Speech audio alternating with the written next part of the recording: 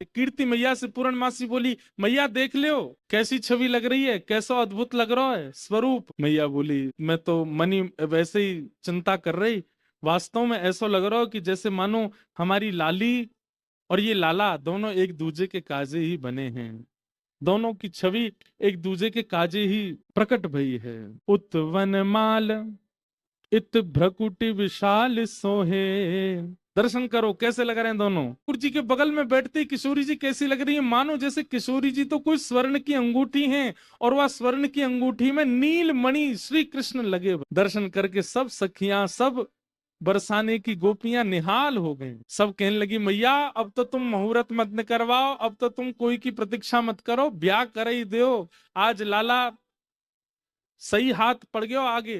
कीर्ति मैया मनी मन विचार कर रही, बोले विवाह तो मन में तो है ही चुको है, मन में तो सबके भामर पड़ गई हैं ठाकुर जी की और किशोरी जी की। कैसी सुंदर छवि लग रही, लेकिन अभी भी कुतूहल बंद नहीं हो रहे हैं सब लोगों के। ठाकुर जी से सब लोग बोलने लगे, बोले देखो रूप में सुंदर हेवे ते काम नहीं बनेगो, हमारी श्री जी के समान मधुमंगल मनसुखा बोलो, बोले देख लो जो कहोगे हमारो लाला करके दिखाई देगो, सब करवे में निपुण है हमारो लाला।